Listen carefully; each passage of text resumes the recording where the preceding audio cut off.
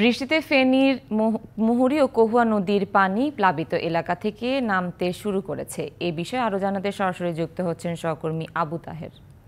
তাহের, বন্যা পরিস্থিতি সর্বশেষ জানাবেন। সুনন্দা, আমি এখন আছি ফেনীর ফুলগাজী উপজেলার কিসমত ঘুনিয়ামোড়া এলাকায়। এখানে গত 2 দিন আগেই ভাঙ্গনের সৃষ্টি হয়। এই ভাঙ্গনের কারণে ফেনীর মুহুরী কহুয়া বন্যা নিয়ন্ত্রণ বাঁধ ভাঙ্গনের কারণে এখানকার মানুষের ক্ষতিগ্রস্ত হয়েছে। আপনাকে একটু জানিয়ে রাখি যে ফেনীর দুঃখ নামে খ্যাত ফেনীর মুহুরী কহুয়া বন্যা নিয়ন্ত্রণ বাঁধটি ভারত সীমান্ত সংলগ্ন হওয়াতেই ভারতে বা একটু বৃষ্টি হলেই উজান থেকে ভারতের পাহাড়ি ঢল এসে পানি নেমে এখানকার লোকালয়ে জনজীবন বিচ্ছিন্ন করে দেয় এবং নদীর বাঁধ ভাঙে মানুষের ক্ষয়ক্ষতির পরিমাণ রাস্তাঘাট বীজতলা কেন্দ্র বেশি নিয়ে যায়। ঠিক গত সোমবার রাত্রে এই এলাকায় পরশুরামের শালদর এবং ফুলগাজী উপজেলার কিসমত ঘনিয়ামোড়া উত্তর দৌলতপুর এলাকায় 3টি স্থানে ভাঙ্গনের সৃষ্টি হলে এখানকার লোকালয়ে পানি ঢুকে যায় এবং সেখানকার বাড়িঘর প্রায় 10টি গ্রাম প্লাবিত হয়।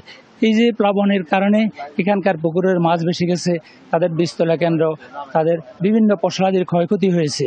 গতকালকে ফেনী 1 আসনের সংসদ সদস্য আলাউদ্দিন আহমেদ চৌধুরী নাসিম এবং ফেনীর জেলা প্রশাসক মোসাম্মদ শাহিনা আক্তার সহ এখানকার পানি সম্পদ প্রতিমন্ত্রী তৎক্ষণাৎ ফেনী সফরে আসেন। তারা বন্যা উপদ্রুত এলাকা ঘুরে দেখেন এবং মানুষের সাথে কথা বলেন। আমরা যতটুকু জেনেছি যে এখানে ত্রাণ ও দুর্যোগ ব্যবস্থাপনা মন্ত্রণালয় এই এলাকার জন্য 200 মেট্রিক টন চাল, 10 লক্ষ টাকা এবং 2000 শুকনো খাবার বরাদ্দ দিয়েছে। এই বরাদ্দগুলো এখন মানুষের মাঝে বিলি বন্টন করা হচ্ছে।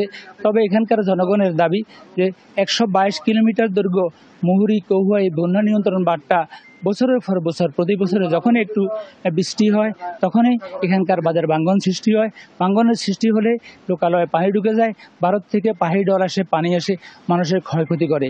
এখানকার মানুষের দাবি যে আমরা ত্রাণ চাই না, আমরা বারবার সরকার বা রাজনৈতিকভাবে আশ্বস্ত করা হয় যে ঠিক আছে বাঁধ মেরামত করা হবে, এখানকার মানুষের ক্ষতি হবে না এবং তখন কিছু রাজনৈতিক ব্যক্তিত্ব বা সরকার থেকে ত্রাণ নিয়ে আসা হয়। এখানকার মানুষের দাবি আমরা ত্রাণ চাই না, বাঁধের সুস্থ মেরামত চাই, যেটার কারণে এখানকার ফসলাদির থেকে মানুষ রক্ষা পাবে এবং মানুষের পুকুরের মাছ রক্ষা পাবে, মানুষের বীজতলা রক্ষা হবে, মানুষের ফসলাদি রক্ষা পাবে। তো মানুষের এই দাবিগুলা সাথে যে এখানে আমরা গতকালকে যেখানে পানি সম্পদ প্রতিমন্ত্রী বলেছেন আগামী বর্ষা মৌসুমের পূর্বেই যে তিনি এই এলাকার বাঁধগুলো মেরামতের জন্য করবেন। তবে পানি এখন কমতে শুরু করেছে।